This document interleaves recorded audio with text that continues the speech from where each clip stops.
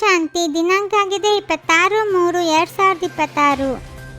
ಸಂಘದೋಷದಿಂದ ದೂರವಿದ್ದು ವಿದ್ಯೆಯ ಮೇಲೆ ಸಂಪೂರ್ಣ ಗಮನ ಕೊಡಿ. ಆಗ ಯಾವುದೇ ಬಿರುಗಾಳಿ ಬರಲು ಸಾಧ್ಯವಿಲ್ಲ. ಆದರೆ ಮಾಯೆಯನ್ನು ದೋಷಿಯನ್ನಾಗಿ ಮಾಡಬೇಡಿ. ಬಾಬಾ ತಮ್ಮ ಆಜ್ಞೆ. ಹೀಗೆ ಸದಾ ತಂದೆಯ ಆಜ್ಞೆಯಂತೆ ನಡೆಯುತ್ತಾ ಇರಿ. ಆಗ ನಿಮ್ಮ ಜೀವನದ ದೋಣಿ ಪಾರಾಗುವುದು.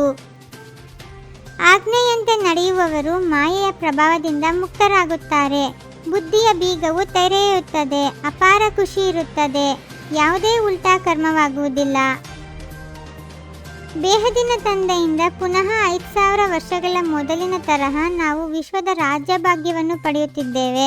ಕಲ್ಪಕಲ್ಪವೂ ನಾವು ಪಡೆಯುತ್ತಾ ಬಂದಿದ್ದೇವೆ. ಜ್ಞಾನಸಾಗರ, ಪತಿತ ಪಾವನ, ಸರ್ವರ ಸದ್ಗತಿದಾತ ಶಿವ ತಂದೆಯೇ ನಮ್ಮ ತಂದೆಯೂ ಆಗಿದ್ದಾರೆ, ಶಿಕ್ಷಕನೂ ಆಗಿದ್ದಾರೆ ಮತ್ತು ಸದ್ಗುರುವೂ ಆಗಿದ್ದಾರೆ. ಅವರಿಂದ ನಾವು ಆಸ್ತಿಯನ್ನು ತೆಗೆದುಕೊಳ್ಳುತ್ತೇವೆ. ತಂದೆ, ಶಿಕ್ಷಕ, ಸದ್ಗುರುವಿನ ಯಾವ ಶಿಕ್ಷಣ ಸಿಗುತ್ತದೆಯೋ ಅದರಂತೆಯೇ ನಡೆಯಬೇಕು. ನಡೆಯಲಿಲ್ಲವೆಂದರೆ ಯಾವುದೇ ಕೆಟ್ಟ ಸಂಘವಿದೆ ಅಥವಾ ಕಾಮದ ನಶೆ ಇಲ್ಲವೇ ದೇಹಾಭಿಮಾನದ ನಶೆ ಇದೆ. ಮಕ್ಕಳು ತಿಳಿದುಕೊಂಡಿದ್ದೀರಿ, ಯಾರೂ ಹಿಂತಿರುಗಿ ಹೋಗಲು ಸಾಧ್ಯವಿಲ್ಲ. ಸದ್ಗತಿಯನ್ನು ಪಡೆಯಲು ಸಾಧ್ಯವಿಲ್ಲ.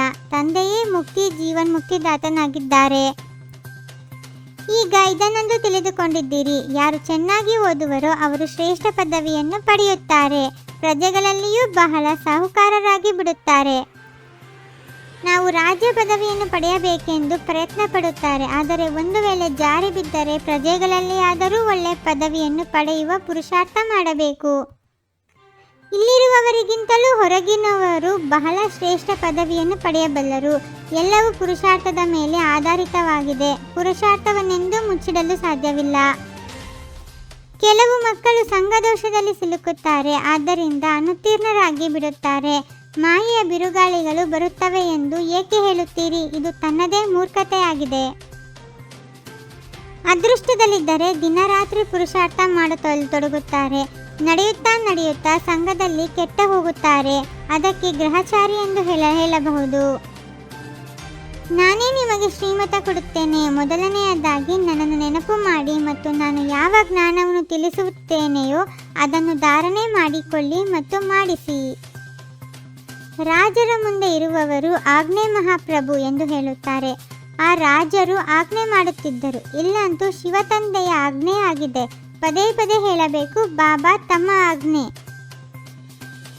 ಶಿವತಂದೆಯ ನೆನಪಿದ್ದಾಗ ಬುದ್ಧಿಯ ಬೀಗವು ತೆರೆಯುವುದು. ಆದ್ದರಿಂದ ತಂದೆಯು ತಿಳಿಸುತ್ತಾರೆ, ಮಕ್ಕಳೇ, ಇದು ಅಭ್ಯಾಸವಾಗಿ ಬಿಟ್ಟರೆ ದೋಣಿಯು ಪಾರಾಗುವುದು. ಆದರೆ ಇದೇ ಪರಿಶ್ರಮವಾಗಿದೆ. ಇಲ್ಲಿ ನೀವು ರಾಜಯೋಗವನ್ನು ಕಲಿಯುವುದಕ್ಕಾಗಿ ಬಂದಿದ್ದೀರಿ. ಪ್ರಜಾಯೋಗವನ್ನು ಕಲಿಸಲಾಗುವುದಿಲ್ಲ. ತಂದೆಯನ್ನು ಅನುಸರಿಸಿ, ಆಗ ಸಿಂಹಾಸನಾಧಿಕಾರಿಗಳಾಗುವಿರಿ.